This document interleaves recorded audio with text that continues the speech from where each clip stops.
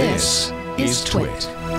All right, so hey, why don't we talk about, I think this was the big news yesterday, and it's kind of a, like, here we are to spoil the party, but Droid Life went on a tear, if you didn't know, yesterday. If you were waiting for Google's upcoming announcement of their new Pixel lineup of devices, we knew because Google had posted a video teasing something happening on October 4th. It was a short video, kind of a little cryptic, do you want better battery life, or, do you want your phone to be smarter? It asked all these questions. It didn't really announce an actual event. Well, since then, Google has sent out press invites for an official event that happens on October 4th in San Francisco, 9 a.m. Pacific, 12 p.m. Eastern. And that's exactly a year from this time last year when Google showed off its first generation Pixel devices. So we know what's in store, particularly because Droid Life spoiled the party and revealed literally, well, I mean, maybe they didn't reveal everything, but they revealed everything that anybody was waiting for. And so we can go through these piece by piece, but I think, obviously the new Pixel devices is something that everybody's looking forward to. They're called the Google Pixel 2 and the Google Pixel 2 XL. Whole variety of colors. In fact, this one, the XL, has like a two-tone color with the glass on top, and then, the white bottom part of the phone. And so in many ways looks very similar to last year's models, but with some changes. But the cost, I think the cost is pretty in line as well too, right? Like the smaller Pixel 2, which has HTC's involvement, comes in around $649 for 64 gig, $749 for the 128 gig. And this is what you're seeing right now, the Pixel 2 with HTC. And then the larger one, the XL, comes in around $849 for 64 gigs or $949 for 128 gigs. So we are in premium smartphone territory. Matthew, what is your phone? What's your daily driver? Is it an iPhone, or do you have the Pixel phones, or what do you have? I actually just upgraded. I've got a Samsung Galaxy S7. Oh, okay. Before that, I had an LG. I had a Nexus 6. I like the Nexus 6 actually, and I kind of, even though I have a Galaxy now, they were having a deal, my carrier. So I did like having a Google phone. I did like having like a lack of crapware from Samsung or whoever. I liked having just sort of Google experience, and I liked getting updates, as soon as they were pushed out instead of waiting for Samsung or whoever to push them out. So I've definitely thought about the Pixel. It's a little out of my price range. Like I'm trying to keep costs down. I can't, like, I'm not Leo. I can't buy every phone, that comes out for $1,200, or it just seems like, yeah. And I was not, I was like the X, the iPhone 10 or X or whatever.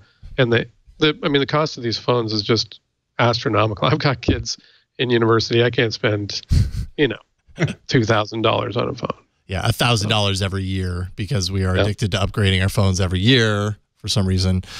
Yeah, what do you think, Ron? I know that you are kind of at a point right now. You just got the Pixel because your Nextbit Robin crapped out not too long ago. So you got that second hand, but are you thinking you might, sometimes Google has like a trade-in value sort of thing. Maybe you trade up? Yeah, I'm gonna keep an open mind. I will think, we talked a little bit about this last night on All About Android, and I was thinking about it this morning, and if these leaks are true, I'm a little disappointed, similar to how I was disappointed last year that these are all high-end flagship price level phones, and there's not a $399 version. I would love Google to take the pure Android experience and make it more affordable for people. And last time with the Pixels, they had a great financing option, and it was exclusive with Verizon, which always has subsidized phones and that sort of thing. But I get that they want to show this is the best that Android can do, but a part of me thinks it'd be great if they put out a OnePlus competitor or a like that mid-range phone as an option. Because honestly, that's been, like the Pixel, I did get a secondhand Pixel, and that's been the closest to a flagship phone I've ever had, Jason. You know this. I've always had kind of the middle of the road, the kind of, what Google put out. The Nexus 5 was $399. So while I think these phones are nice and new, hot and sexy kind of new models, I wish there was a little more affordable option.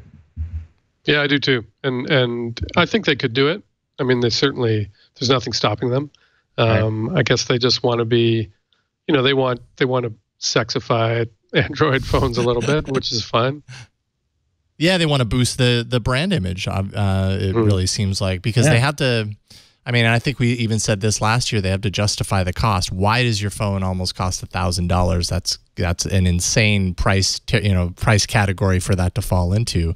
And is that going to limit people buying the phone? I mean, do we feel like the Pixel experiment 1 year in paid off for Google? I think Google, I don't know if their intention right out of the gate was to be a Samsung, but I've seen some out in the wild, not in an overwhelming amount, nothing close to what you see with Samsung, but Google's done all right with that, right, from a marketing standpoint?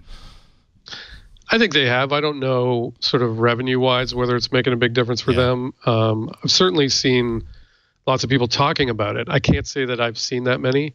I mean, I'm in Canada, so maybe that has something to do with it, but I do kind of wish they, to Ron's point, Android phones have had kind of a reputation that they're down market. They're cheap phones for sort of nerds, and I could see that they want to try to move up the kind of scale a little bit, but I don't see why they couldn't do both at the same time.